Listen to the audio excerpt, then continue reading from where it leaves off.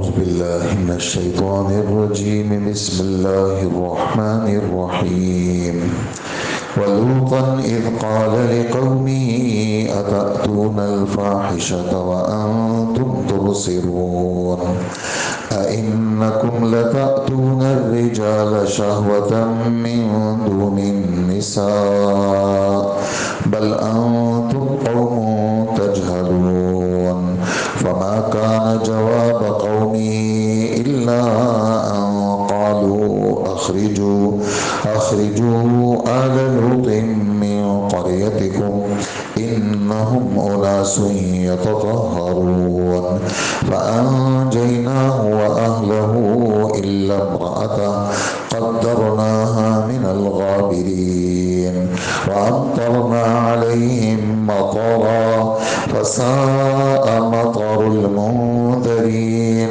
قل الحمد لله وسلام على عباده الذين اصطفى الله خير أما يشركون صدق اللہ العظیم۔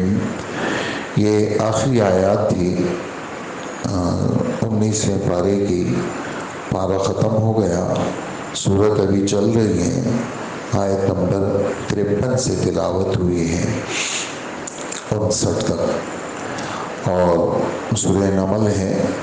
اور یہ جو پارہ تھا یہ 19 رکوع پر مشتمل تھا۔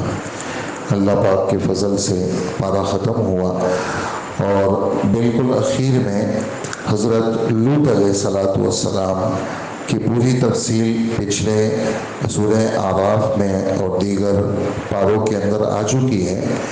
یہاں پر بالکل نئے انداز میں کہ ہم نے حضرت لوط علیہ السلام کو بھیجا، اور وہ وقت یاد کرنے کے قابل ہے کہ انہوں نے توحید کی دعوت کے ساتھ ساتھ اپنی قوم کو یہ کہا، تم ایسی بے حیائی کیا ارتکاب کرتے ہو، اور تم بالکل کھلی آنکھوں دیکھ بھی رہے ہو اور سمجھدار بھی ہو، لیکن جان بوجھ کے تم کھلی ہوئی بے حیائی کے مرتکب بنتے ہو۔ اس بے حیائی کی تفصیل کیا ہے کہ تم اپنی جنسی خواہش مردوں سے پوری کرتے ہو اور اپنی عورتوں کو چھوڑ دیتے ہو، اور یہ تمہاری حرکت جہالت کے اوپر مبنی ہے، اور تم بہت بڑے جاہل لوگ ہو۔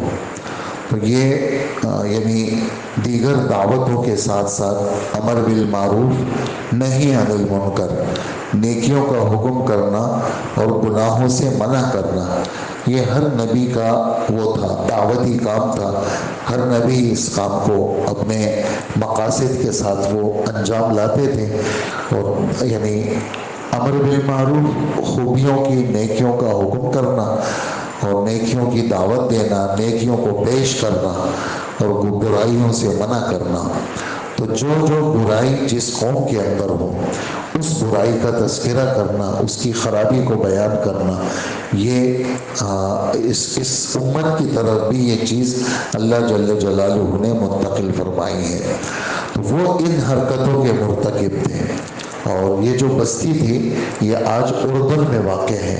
صدوم نامی بستی اس کا نام تھا، سین دال واو میم، صدوم نامی۔ اور یہ ایک بستی نہیں تھی، ٹکڑوں ٹکڑوں میں بہت ساری بستی تھی، اور بہت بڑے علاقے کے اوپر مشتمل ہے، لیکن انہوں نے بات نہیں مانی، اور صرف حضرت لوط علیہ السلام وہ اور ان کے گھر کے لوگ وہ مسلمان تھے، باقی ان کی بیوی بھی کافرہ تھی اور ان کے مخالف تھی۔ تو جیسے آج کل لوگ جواب دیتے ہیں، آپ کوئی بات کریں کہ نہیں جی آپ لوگ بڑے پاک لوگ ہیں، بس ہمیں اس ناپاکی پہ چھوڑ دیں، اور آپ لوگ بڑے بزرگ بنتے ہیں، ہمیں اس گندگی میں چھوڑ دیں، بس آپ ہم سے بات نہ کریں۔ تو بہت سارے اس طرح کے جوابات انہوں نے بھی دیے کہ آپ لوگ تو بڑے پاک لوگ ہیں، تو لوط علیہ السلام کو اور ان کے پورے گھر کو یہاں سے نکالو۔ جب یہ گند، نعوذ باللہ، جب یہ گند نکلے گا تو ہمیں بالکل سکون کے ساتھ اپنی حرکت کرنے کا موقع ملے گا۔ لیکن اللہ جل جلالہ نے کیا طے کیا تھا؟ اللہ جل جلالہ نے طے یہ کیا تھا کہ حضرت جبرائیل علیہ السلام کو بھیجا، اور خود اللہ جل جلالہ 2-3 جگہ یہ بات فرمائی، 12ویں پارے میں فرمائی اور 14ویں پارے میں فرمائی۔ فلما جاء امرنا جعلنا عالیہا سافلا وامطرنا علیہم حجارۃ من سجیل منضود مصومۃ عند ربک وما ہی من الظالمین ببعید۔ یہ 12ویں پارے کی آیت۔ جب ہمارے عذاب کا فیصلہ آ گیا تو ہم نے کیا کیا؟ جبرائیل علیہ السلام کو بھیجا، تو ہم نے اس پوری بستی کا تختہ الٹ دیا۔ یہ مولانا اشرف علی تھانوی رحمۃ اللہ علیہ کا ترجمہ ہے، تختہ الٹ دیا۔ تختہ کیسے الٹ دیا؟ اس پوری بستی کو اپنے پر کے کنارے پر یوں اٹھایا، اٹھا کر کے یوں مارا اور اوپر سے پتھروں کی بارش ہو گئی۔ پتھر بھی کیسے؟ نشان لگا ہوا تھا ان پہ، اور منضود لگاتار تھے، بالکل تیز پتھروں کی بارش ہو گئی اور پوری قوم ختم ہو گئی۔ اور پھر کیا ہوا؟ پھر وہاں پانی نکل آیا، اور پانی کیسا پانی؟ پانی ایسا پانی جس میں کوئی زندہ رہ نہیں سکتا، اور کوئی دوسرے دریا سے کوئی زندہ آ جائے، کوئی زندہ جانور، وہ مر جائے ادھر۔ اور فجعلنا عالیہا سافلہا، عالیہا سافلہا، کہ پوری دنیا کا مثال دے رہا ہوں، سطح سمندر جیسے یہ ہے، پوری دنیا کا سطح سمندر یہ ہے، ان کا سطح سمندر کیا ہے؟ یہ ہے۔ یعنی جیسے ان کی حرکتیں ایسی تھی تو پوری دنیا قیامت تک کے لیے ان کا جو ایریا تھا وہ اس کے بجائے ایسا کر دیا اللہ پاک نے۔ تو ان کی حرکتیں پست تھی، گھٹیا تھی، تو ان کا جو ایریا ہے وہ بھی گھٹیا بنا دیا، وہ بھی گھٹیا بنا دیا۔ اور عجیب بات، مطلب پورے اردن کے اندر جیسے موسم، ایسا موسم عمان کے اندر، اس علاقے کے اندر جو موسم ہے، جیسے ہمارے ابتباد کا موسم ہے، مری کا موسم ہے، ٹھنڈا موسم ہے، اور جون جولائی کے اندر بھی وہاں پنکھے نہیں چلاتے لوگ، یعنی موسم کیا ہے؟ موسم اچھا رہتا ہے، پنکھوں کے بغیر روڈ بھی، اور سردی کے موسم میں تو برف باری ہوتی ہے وہاں پر۔ لیکن اس علاقے کے اندر ایک تو لوگ بھی بالکل کالے سیاہ، کیوں؟ دھوپ کی شدت ہے، دھوپ کے اندر ایک خاص قسم کی وہ ہے تپش ہے، اور سخت گرم علاقہ ہے۔ تو اللہ جل جلالہ یہ بتاتے ہیں کہ دیکھو ہماری مخالفت کا انجام، اس کو پھر قیامت تک اس کا یہ اثر رہتے، جیسے نیکی کا اثر پشتوں تک رہتا ہے، برائیوں کا اثر بھی پشتوں تک رہتا ہے۔ آدمی کہتے ہیں میں نے برا کیا، کچھ بھی نہیں ہوا، نہیں ہوتا ہے، پشتوں تک رہتا ہے۔ مختلف قسم کے امراض مسلط ہو جاتے ہیں، مختلف قسم کی، آدمی کو اس وقت تو پتہ نہیں ہوگا، جیسے آدمی کچھ کھا رہا ہوتا ہے نا، بیمار آدمی مزے سے کھا رہا ہوتا ہے تو اس وقت تھوڑی پتہ چلتا ہے مرچ مسالے اور یہ چیزیں چل رہی ہیں، وہ تو جب وہ پیٹ میں جا کر کے معدے میں چیزیں مکس ہوتی ہیں، جا کے آنتوں پہ لگتی ہے، پھر پتہ چلتا ہے۔ زہر کھاتے وقت فوراً نہیں مرتا آدمی، وہ تو جب خون میں مل جاتا ہے اس کے بعد جب وہ زہر اپنا اثر دکھاتا ہے پھر ہوتا ہے۔ تو ایک دم سے گناہ سے کچھ ہوتا نہیں ہے، لیکن اس کا اثر ضرور ہوتا ہے۔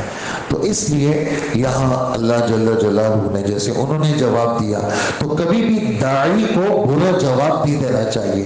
ایک آدمی کو بات نہیں سننی تو آدمی چپ رہے، بات سن لے، اور سامنے سے جواب دینا، یہ سامنے سے کسی داعی کو جواب دینا، یہ خدا کے ٹکر میں آنا ہے کی بات، یہ بہت اہم ترین بات ہے۔ یہ سامنے سے کسی کوئی ہمیں دعوت دے رہا ہے تو ہم نے نہیں ماننی اس کی بات، تو سامنے سے چپ ہو جائے تو اس کی بھی خیر ہے، لیکن اگر سامنے سے اس نے یوں ٹکر میں جواب دیا تو یہ اس کو جواب نہیں دیا آپ نے، یہ آپ نے خدا کو جواب دیا، کیونکہ یہ جو دعوت دینے والا ہے یہ خدا کا سفیر ہے، دعوت دینے والا یہ خدا کا سفیر ہے، تو اس کو اگر جواب دیں گے تو پھر تمہاری خیر نہیں ہے، کیوں؟ تم خدا کے مقابلے میں آ گئے، اور جو آدمی خدا کے مقابلے میں آتا ہے تو وہ بچ نہیں سکتا۔ تو ہم نے ان پہ بہت بری بارش برسائی، مطرہ مفعول مطلق ہے، تو حضرت مولانا شبیر تھانوی رحمۃ اللہ علیہ اس کی تعبیر کرتے ہیں، ہم نے بارش برسائی، بری بارش برسائی۔ دیگر حضرات ترجمہ کرتے ہیں ہم نے ان پہ زبردست بارش برسائی. تو وہ زبردست اور بری بارش، اس کی تفصیل آپ نے سنی. بارش تو پانی کی ہوتی ہے نا، پتھروں کی بارش کہاں ہوتی ہے؟ اس وجہ سے اس کو بری بارش سے تعبیر کیا. اور کون پیچھے رہا؟ ان کی بیوی پیچھے رہ گئی، اس لیے کہ ان کا عمل ٹھیک نہیں تھا، اور بہت بری بارش تھی ان لوگوں کی جن کو ڈرایا گیا تھا. اس پر تو بات ختم ہو گئی. ہمیں ترغیب ہے گناہوں سے بچنے کی. اور کافروں کا شیوہ یہ ہے کہ برائیاں اتنی کرو اتنی کرو اتنی کرو کہ اس کا برا ہونا نکل جائے. جھوٹ اتنا بولو کہ لوگ جھوٹ کو فنکاری سمجھے. گناہ اتنا کرو کہ لوگ اس کو کیا سمجھے؟ ان کے دلوں سے گناہ کا ہونا نکل جائے. ہمیں ترغیب ہے کہ نیکیاں اتنی کرو کہ بس دنیا میں نیکیاں ہوں. خدا کا نام اتنا لو کہ اللہ کے نام کے علاوہ کوئی اور نام رہے نہیں. باقی سارے نام ایسے ہیں، صرف اگر لیا جائے تو اللہ کا نام لیا جائے. اور اس زور کے ساتھ آدمی لے اور اس طاقت کے ساتھ لے کہ اسی کے نام لینے میں کامیابی ہے. دنیا والے وہ کہتے ہیں برائیاں اتنی کرو کہ لوگ اس برائی کو اچھا سمجھے. ہے دنیا کے اندر، دنیا کا دستور ہی اس وقت یہ ہے کہ جھوٹ بولو، ذرائع ابلاغ میں جھوٹ بولو، جھوٹی چیزیں دکھاؤ، غلط کو ایسا کرو کہ لوگ کیا کریں؟ اس کو اچھا سمجھے اور سچ سمجھے. ہمیں ترغیب ہے مسلمان ہیں کہ بھی اچھی باتیں، اللہ کا نام، اللہ کا دین، وہ اس کثرت سے بولو کہ وہی تمہارے سامنے، تمہارے دل دماغ میں وہی ہو. اور بالکل آخری آیت میں ہمارے نبی صلی اللہ علیہ وسلم کو خطاب ہے. 1 نمبر 2 حضرت لوط علیہ السلام کو خطاب ہے. ہمارے نبی کو خطاب ہے تو مطلب کیا ہوگا؟ نبی آپ اللہ کا شکر ادا کریں، آپ اللہ کا شکر ادا کریں. آپ کی امت ایسے عذاب سے بچا لی گئی ہے. آپ کی امت پر پتھروں کا عذاب نہیں ہوگا. آپ کی برکت سے آپ کی امت عمومی عذاب سے بچے گی.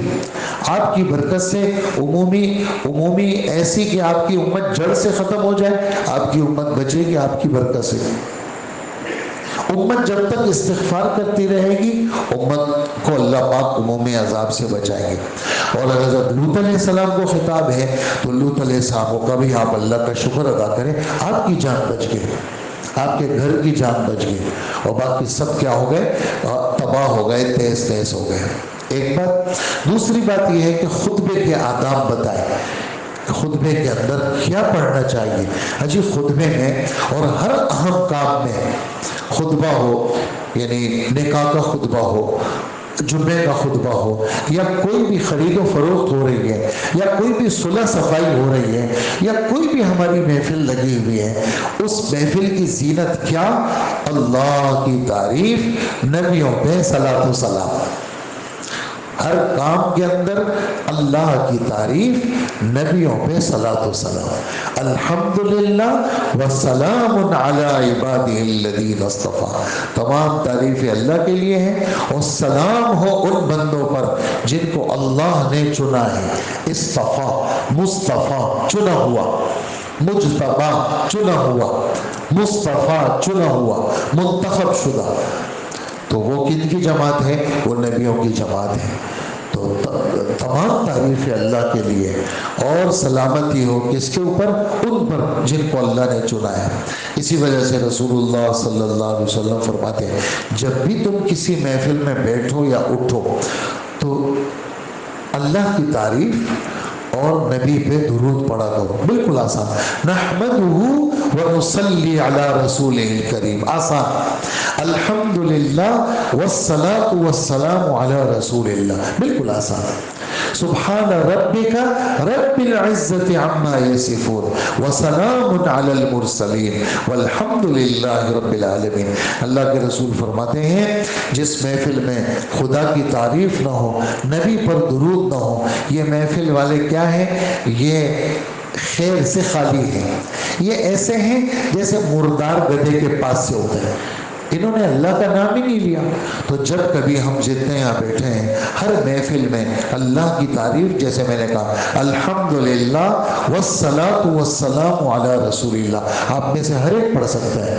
اور یہ جو 23ویں پارے کی میں نے آیت پڑھی وہ بھی آپ کو یاد ہے، سبحان ربک رب العزت عما یصفون وسلام علی المرسلین والحمدللہ، یہاں پر بھی یہی ہے۔ اور پھر آخر میں فرمایا کیا اللہ اپنے تمام کمالات اور احسانات کے ساتھ اللہ بہتر ہے، یا جتنے یہ غیر کو اللہ کے ساتھ شریک کرتے ہیں یہ بہتر ہے؟ تو جواب کیا دیں گے؟ اللہ بہتر ہے، باقی سب ایسے ہی ہے۔ حاجی عبدالوہاب صاحب ایک دن یہاں کراچی میں اورنگی ٹاؤن میں، بہت پرانی بات ہے، ابھی یہ جگہ بنی نہیں تھی، پہلا اجتماع تھا، تو فرمانے لگے اللہ سب کچھ ہے باقی سب دھوکہ ہے، اللہ سب کچھ ہے باقی سب دھوکہ ہے۔ تو اللہ سے سب کچھ ہوتا ہے اور اللہ کے غیر سے کچھ نہیں ہوتا۔ تو اتنا اللہ کا نام لیا جائے جس سے کیا ہو کافر، اور پھر آپ حیران ہو جائیں گے ان کی سال ہر سال کی محنت، ان کے پیسے، ان کی سب چیزیں، وہ کتنی اپنی جو ہے نا وہ طاقت لگاتے ہیں، اور کتنی حکومتی سطح پر اور بڑے بڑے لوگ ان کے ساتھ ہیں۔ ہم چھوٹے سے لوگ ہیں، غریب لوگ ہیں، ہمارے پاس کوئی وسائل بھی نہیں ہے، لیکن ہم جب اللہ کا نام لیتے ہیں ان کی ساری کوششوں پہ اللہ پانی پھیر دیتے ہیں۔ وجہ اس کی کیا ہے؟ اس نام میں طاقت ہے، اس نام میں زور ہے۔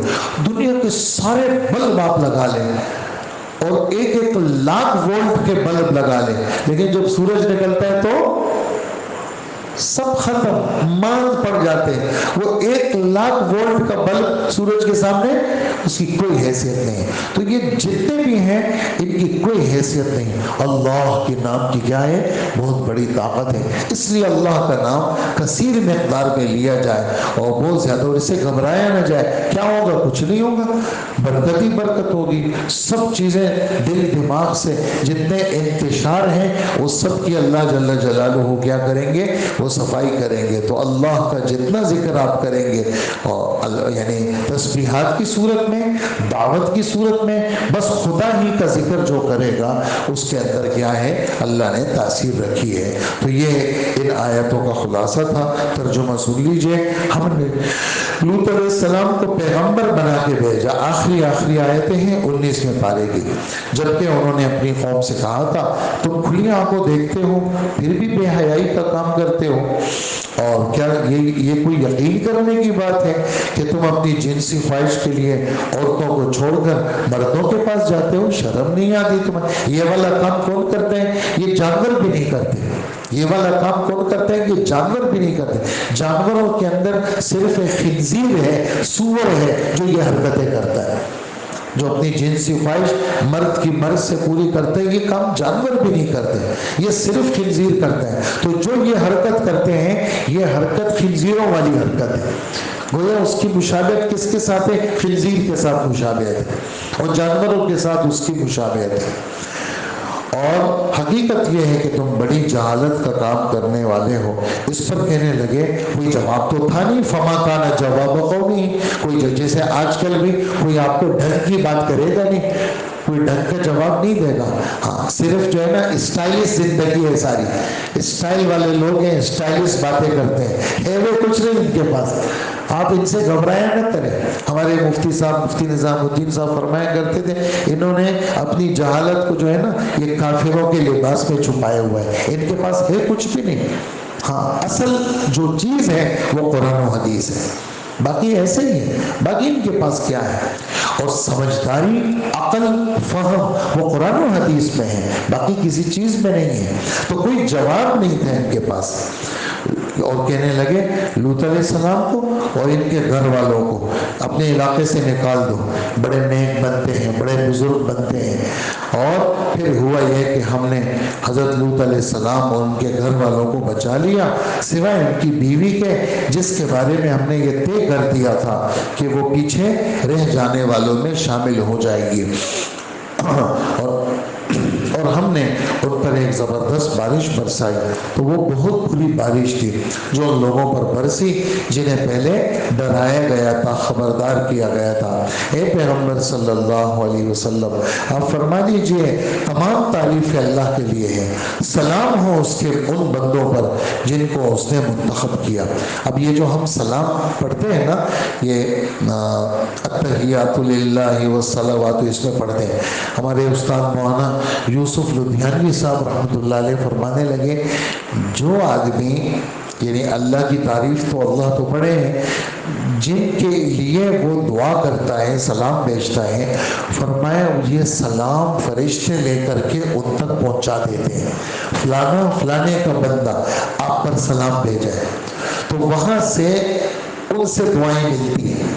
مطلب یہ سلام رائے گاہ نہیں ہے، یہ دعائیں مغفرت رائے گاہ نہیں ہے، یہ وہاں سے ہمارے لیے سلامتی اور برکت کا پیش خیمہ ہے۔ تو سلام ان بندوں پر جن کو اللہ نے منتخب کیا۔ بتاؤ کیا اللہ بہتر ہے یا وہ جن کو ان لوگوں نے اللہ کی خدائی میں شریک بنا رکھا ہے؟ تو اس کا جواب یہ ہے کہ اللہ بہتر ہے۔ اللہ پاک عمل کی توفیق عطا فرمائے۔